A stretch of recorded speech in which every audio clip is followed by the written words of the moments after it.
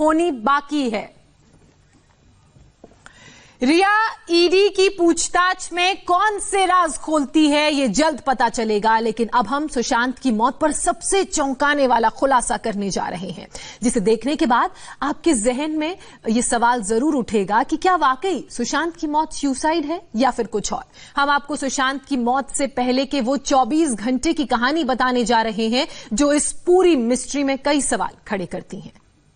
जन्म कब लेना है और मरना कब है हम डिसाइड नहीं कर सकते, पर कैसे जीना है वो हम डिसाइड करते हैं। क्या सुशांत के डिप्रेशन में होने का हर दावा झूठा है?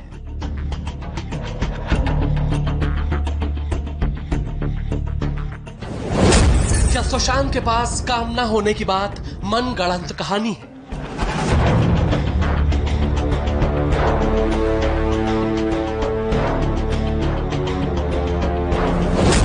क्या सुशांत की मिस्ट्री में बड़ा सच छिपाया जा रहा है?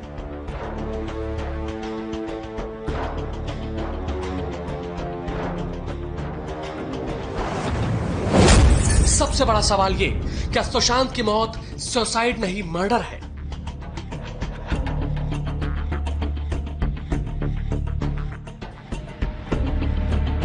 इंडिया टीवी आपको वो चौंकाने वाली सुपर एक्सक्लूसिव जानकारी बताने जा रहा है जिसे देखने के बाद आपके मन में एक नहीं कई सवाल उठेंगे। सुशांत की आखिरी वीडियो कॉल की वो डिटेल जिसने इस मिस्ट्री में कई सस्पेंस क्रिएट कर दिए हैं।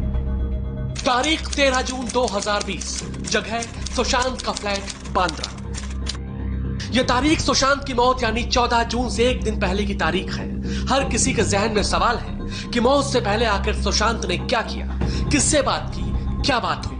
ऐसे में सुशांत की जिंदगी के पिछले 24 घंटे की जानकारी इस केस में कई टर्न और ट्विस्ट ले आई है। इंडिया टीवी को मिली एक्सक्लूसिव जानकारी के मुताबिक अपनी मौत से पहले सुशांत बिजी थे अपनी नई फिल्मों को लेकर। सुशांत एक्साइटेड थे अपने नए प्रोजेक्ट्स को लेकर। सुशांत प्लानिंग कर रहे थे बॉलीवुड में अपने करियर की। सुशांत के कॉल डिटेल रिकॉर्ड के मुताबिक 13 जून को दोपहर 2:22 पर Sushant Singh Rajput video conference call पर थे।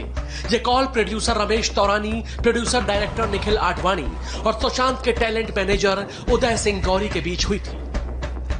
सुसाइड से करीब 24 घंटे पहले अपने आखिरी वीडियो कॉल में सुशांत ने क्या बात की, इसकी एक एक डिटेल इंडिया टीवी के पास है। सुसाइड से सिर्फ एक दिन पहले सुशांत नई फिल्म करने को राजी हुए थे। 13 जून को प्रोड्यूसर रमेश तौरानी ने सुशांत से नई फिल्म पर बात की थी। इस दौरान सुशांत को फिल्म का कॉन्सेप्ट और स्क्रिप्ट दोनों पसंद आई थी। सुशांत सिंह राजपूत ने फिल्म करने के लिए हामी भी भर दी थी। ऐसे में सवाल यह है कि 24 घंटे के अंदर आखिर ऐसा क्या हुआ जब सुशांत की सुसाइड की खबर ने हर किसी को चौंका दिया और बुरी तरह चौंक गए खुद रमेश तौरानी। इंडिया टीवी की एंटरटेनमेंट एडिटर जोईता मित्रा ने रमेश तौरानी से फोन पर बात की। क्या आपकी सुशांत के साथ किसी फिल्म की स्क्रिप्ट पर बातचीत हुई थी? मैं अभी तक शॉक्ड हूं, मुझे यकीन नहीं हो रहा। 13 तारीख को करीब 20-25 मिनट तक हम लोगों में प्रिलिमिनरी स्टेज पर एक कॉन्सेप्ट डिस्कस किया गया था जो कि सुशांत को बेहद पसंद आया था। दूसरे दिन यह खबर सुनकर मुझे बिल्कुल यकीन नहीं हुआ।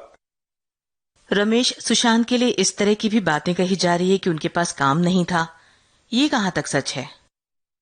नहीं, ये बात बिल्कुल गलत है। रमेश तौरानी से बात करने के बाद जोईता मित्रा ने उदय सिंह गौरी से भी बात की जो सुशांत के टैलेंट मैनेजर थे और सुसाइड से पहले सुशांत के आखिरी वीडियो कॉल में मौजूद थे। सुनिए उदय सिंह गौरी ने क्या कहा। क्या किसी फिल्म स्क्रिप्ट को लेकर सुशांत से डिस्कशन हुआ था? मैंने अपना स्टेटमेंट पुलिस को दर्ज करवा दिया है। मेरे पास अब इसके अलावा कहने को कुछ भी नहीं है। उदय सिंह गौरी ने भले ही हमें कुछ नहीं बताया, लेकिन इंडिया टीवी के पास मौजूद सुशांत सिंह राजपूत की सीडीआर यानी कॉल डेटा रिकॉर्ड के मुताबिक 8 जून से 14 जून के बीच उदय सिंह गौरी और सुशांत सिंह राजपूत के बीच 4 बार बातचीत हुई थी। अब सुशांत को लेकर बहुत सारे सवाल हैं। जब सुशांत ने एक दिन पहले प्रोड्यूसर्स के साथ फिल्म डिस्कस की तो वो अगले दिन सुसाइड कैसे कर सकते हैं? सुशांत जब नई फिल्म करना चाहते थे तो आखिर वो सुसाइड क्यों करेंगे? जब सुशांत अपने काम पर ध्यान दे रहे थे तो उनके डिप्रेशन में होने की बात कहना कितना सही है? जब नई नई फिल्में साइन कर रहे थे तो आखिर उनके पास काम ना होने की बात क्यों कही गई? और सवाल यह भी कि जब सुशांत नए प्रोजेक्ट पर काम कर रहे थे तो उनके मुंबई छोड़ने का दावा क्यों किया जा रहा है? हाल ही में इंडिया टीवी से बातचीत के दौरान कुछ ऐसा ही दावा उनके दोस्त सिद्धार्थ पीठानी ने भी किया था, जो आखिर वक्त में सुशांत के साथ बांद्रा के उसी फ्लैट में मौजूद थे जिसमें सुशांत की मौत हुई। जनवरी में जब उनका कॉल आया था तब मैंने नोटिस करा था कि वो बहुत परेशान थे। वो the first time I have seen him very emotional. वो उन्होंने मेरे से बात करी फ़ोन से, मैंने इमीडिएटली फ्लाइट पकड़ के उनके पास आ गया। तो तब उन्होंने मेरे से बहुत ऐसे बात करी थी कि I notice that he was not okay, was very sad and emotional. मुझे द वे ही वाज, उनके एनर्जी लेवल्स बहुत कम हो गए थे और उन्होंने बोला कि मैं कुछ और करना चाहता हूँ और मैं I want to go somewhere and start farming and एक बहुत सीधा साधा जीवन में बिताना चाहता हूँ, ऐसे करके कुछ चीज़ें बताई थी। सुशांत की मौत के वक्त जो लोग उनके बांद्रा वाले इस फ्लैट में मौजूद थे, उनमें उनका स्टाफ दीपेश सावंत और स्टाफ केशव भी शामिल था। केशव ने भी इंडिया टीवी से बातचीत में सुशांत के डिप्रेशन में होने की बात कही थी। कैसे, लेकिन क्या हुआ था उनको? वो डिप्रेशन में कैसे चले गए थे वो? सर एक तो इतना से आया, बीमार हो गया था और उस हॉस्पिटल ने किया था। अच्छा, किसने हॉस्पिटल में डाला था? मुंबई। अच्छा सर वो मैडम रिया।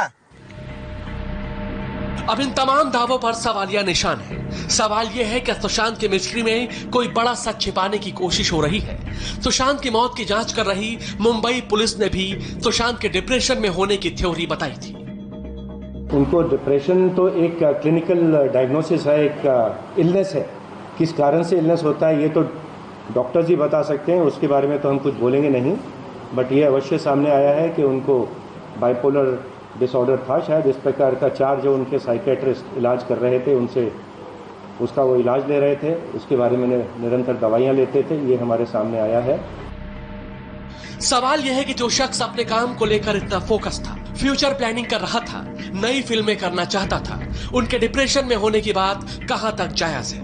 इंडिया टीवी से खास बातचीत में सुशांत की एक्स गर्लफ्रेंड अंकिता लोखंडे ने भी यही सवाल उठाया था।